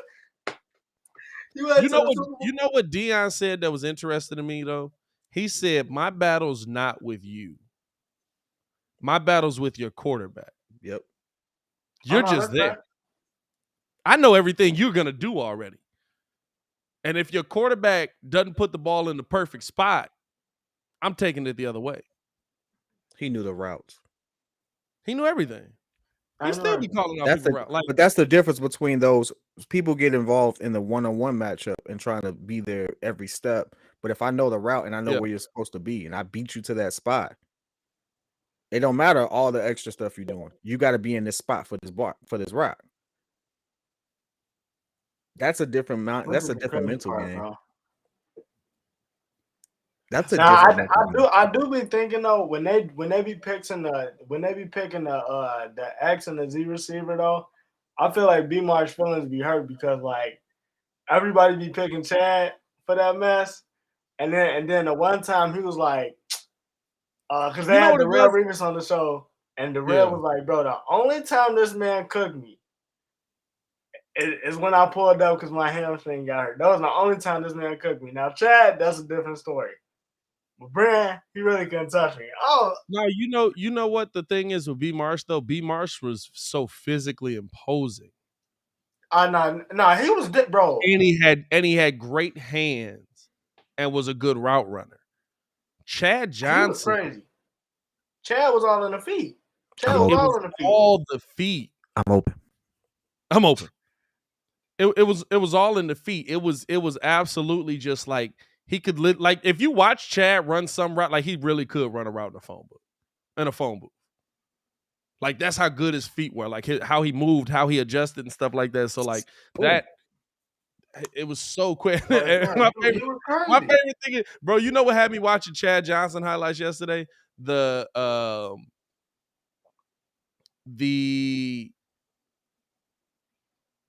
fact that Deion said that he cut with the wrong foot. So he would make his cuts, he would make his routes, and it would be on the wrong foot. And I had to go back and watch. And dog, it's definitely a bunch of highlights where, like, you know, if you running and you're gonna make a cut, you cut with your opposite foot. What would it be? Your inside foot. No, your outside foot to go left. Outside foot, opposite foot. Your outside foot to go left. Or to go, or whatever direction it is. And you would watch Chad sometimes, and Chad would absolutely like turn with his inside foot and take. You'd be like, how you even? I was standing up legitimately like, that don't even feel right. Like that's not even a natural motion. Because he don't plant his whole foot. It's just the tip of his foot. He runs on his toes. Hey, even so, dog, like He that's runs like a weird. cheetah. You ever Like saw? if I, Bro, like, Chad his was sticks? crazy, bro. yeah, but if I run here and I cut here and I plant with this leg and still got the explosiveness, that's crazy, dog. Like, like it's not like he was losing speed on the cut either. Interesting thing, he could not have done that if he was 20 pounds heavier. No, I don't disagree with that. I think the thing with Chad is Chad is one of them that he didn't win enough for us to call it, but Chad really is a freak of nature. Like Chad is legit, bro. The way he springs off is Chad a just Hall of unhinged. Famer. The only other Bro, person I know who runs like he does is Julio Jones, and it's a mild version. Yeah, Julio don't cut like that. Nah, Chad was just different, bro. Flowers to Chad Johnson, man. I'm glad we get a chance to give him his flowers in, man. But flowers to Chad Johnson, because that man was, and it makes me sad when you see like think about it. A lot of our best receivers didn't get. A lot of our best receivers didn't get the job done from our era. Didn't finish off. Didn't even make it that far. Like Chad Johnson never been out of the first round. Andre Johnson. Calvin Johnson. Megatron. Yeah, bro. They've never won playoff games. Chad might have won a play. He might have won one. No, he didn't. He never won one. Randy never won one. He Moss didn't. won. Randy Moss went to the Super Bowl. Randy won like 3. Randy don't have no rings. What y'all talking about? He don't have no ring. Well, I know he don't have no ring, but I thought you were talking. I'm talking about winning in the playoffs. Oh, I mean, he was with Tom Brady. He broke a record, Yeah, but I mean, still. And but like you think about like that generation of hey, oh yeah, he get to be cocky about that one. Hey, dog, that's the only thing like I can gladly say like I will die on. Like we beat Brady twice, bro. And there's not a lot of people that can say that, bro. There's no one else. There's no one else. And it was Eli. Eli was dotting that man up. It was Eli. Oh man. That's like think about like dog. That's crazy to me when you think about it. Like the receivers I remember most, minus like T.O. Dang near none of them made it out of the first round. Maybe a couple of them. Like it's really just Moss and T.O. Yeah, bro. I mean, but I feel like we don't even do that with the running back. So like Fred Taylor was absolutely just, but that man was a problem. Fred Taylor was absolutely a problem. And Muggs just, I feel like we do need to start giving more Muggs their flowers though. We really do. Yeah. Because it's just like we don't go back and watch tape to see like how good these Mugs actually was. Like they absolutely have the. You can tell when me and Kid go back and watch tape because we come on the next show and be like, you know who was cold and nobody talk about him? Yep. I mean, but that's the same thing with Darrell Rivers though. Like Darrell, bro, they have on YouTube. If you look up like Darrell Rivers highlights, bro, they have that whole season and that whole stretch where he just Andre Johnson 1 catch, 30 yards. I'm gonna say this. Calvin Johnson, bro, like Muggs. Eli may have beat him twice, but Foles beat him off the Philly special. I'm sorry. 2-1. Foles looked at that man was like, huh? Foles beat him with a play that he ran, but that he stole for a next Super Bowl. Right. You stole that from but here's the question. Here's the question when it comes to like which Tom Brady loss is the best win for the other team. He lost to the Chiefs. Lost to the lost to the Chiefs, lost to the Eagles lost to the Giants twice. Those is 4 losses, right? Been to 10 Super Bowls, no. You got 7. Been to 11 Super Bowls. Won 7. And won 7. That's crazy. It's a 17-0 for me, man. I think it's the it's stopping the perfect season. Because stopping the perfect season, and you got to think about it, if Eli doesn't beat Tom, even if Eli has 2 rings, it's the fact that he beat Tom that he's even still relevant. Fam, Tom Brady in his doc, he said, yeah, even though we didn't win the chip that season, that was probably the best overall team in NFL history that nobody's going to talk about because we lost. And that like legit irks his soul to this day. Because nobody, bro, you really nobody was stopping that team. That team was steamrolling. The way he explained it in the doc was like, bro, nobody could really stop us offensively. That team was steamrolling. I have to agree with that. Like, is it better than the Miami team though? Because the Miami team had a perfect season, right? That is better than the Miami team because of the defense. Yeah, you gotta remember that. The defense was elite. Hey, listen, like 73-9 is better than 72-10. It don't mean crap if you ain't got a ring though. It don't mean a thing. but they didn't win. Miami didn't win. Do I? So what?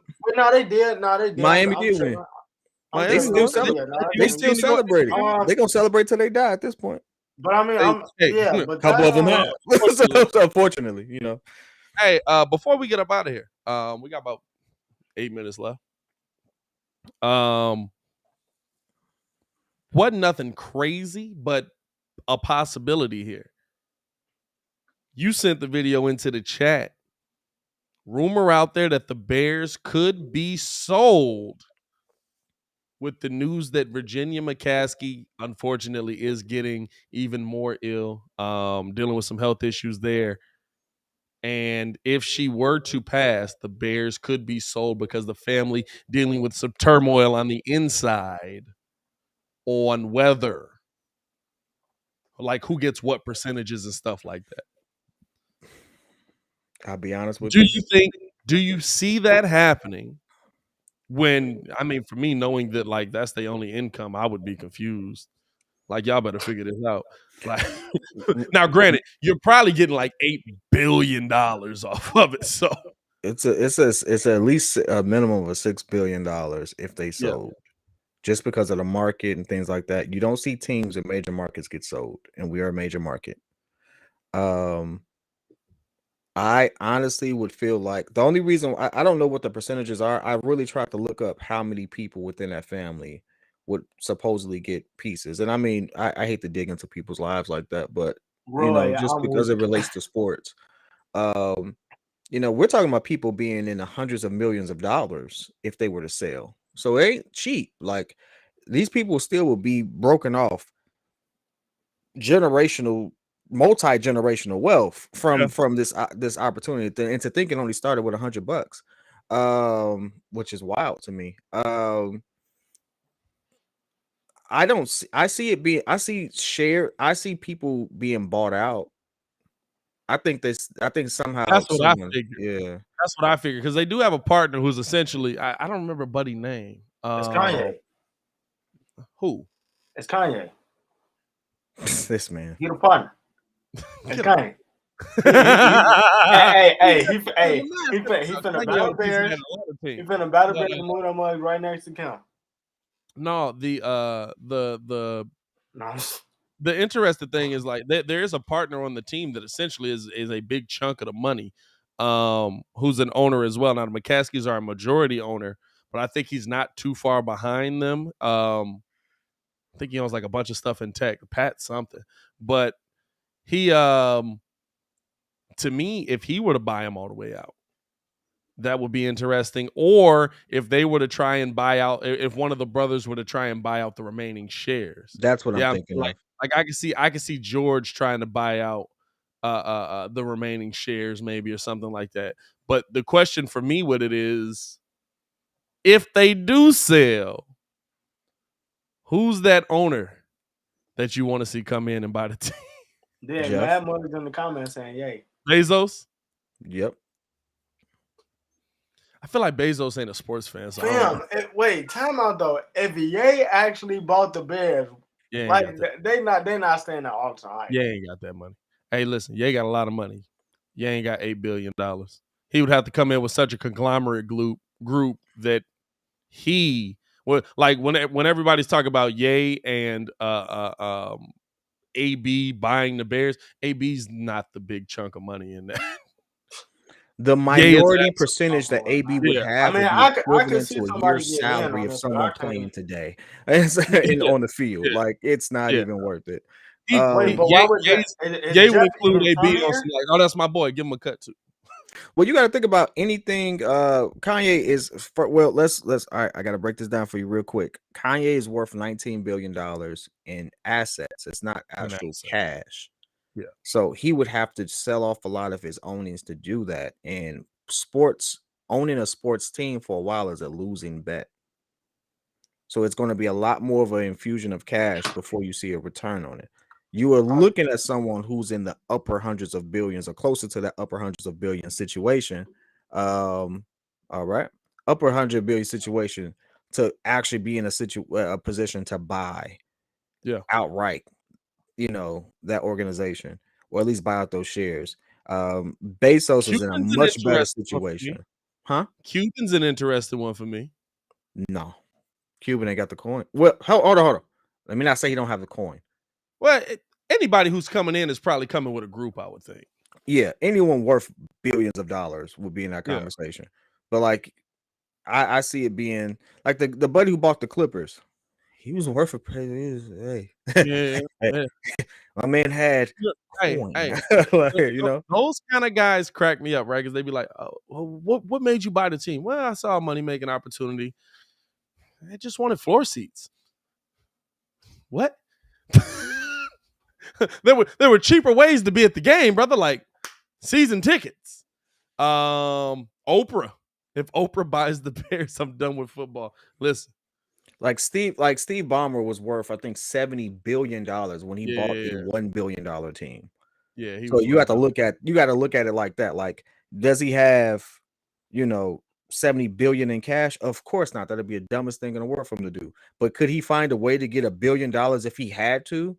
Absolutely. He could have paid, he even had a line of credit that would have given him that, because he's worth nearly $100 billion. So like, it works differently that way. If we're talking about an individual buying it, I do see a group buying it. And if I'm George, I'm not letting the team go, to be honest with you. I'm not going to sit there like we can work this out, but it's also about, do you have enough to buy it out? Like, if you can't come to a family agreement, you still got to have the money to buy the rest of your family out. Because the other people could sit there and sell their ownership stake to someone else. They could sell it. They could be so petty. And listen. Y'all think we're petty? Millionaires are petty. Billionaires got nothing else to do but be petty. So, like, I wonder, how is that split? Is it split 4 ways or 5 ways? It would just be split between the kids and the other ownership guy. Yeah, but like, how many kids is this? It's 3 kids. Just 3. I think it's just 2, because one of them died. 2. So who do those shares go to? Hey, that's a whole creative accounting thing we got to figure out on the flip side. Hey, man, we appreciate y'all for tuning in and rocking with us for another show as always, man. No real free agency moves that were like crazy today. Watch soon as we get off the live. Bears sign Deshaun Watson. Deshaun Watson traded to the Chicago Bears. Hey, we back. Hey, PK, we getting back on this right now. What I did. Hey, but I told you all this off top. I would trade Justin Fields for Deshaun Watson. And you did say that. Heartbeat. I just don't see it happening, but I know it ain't gonna happen. But I would have done it. I would have done it in a heartbeat. I would have traded him for Russell Wilson in a heartbeat. Heartbeat. Wouldn't even have been a thought. Russell, trade Justin. Trade. Who else you want? Mac, Justin Fields. Who else you want? Boom, get out of here. We gotta go. All right? We gotta go. Hey, listen, love you. Peace. Hey, man, as always, this your boy Pat the Designer, joined by the pettiest man alive, Mr. P. Kid, and of course, the man formerly known as Ringo J. Stefan the Don. Hey, yo, Chicago. We got more content dropping today, man. And go check out Kid's latest video. Y'all stay safe out there, man. Peace. Peace.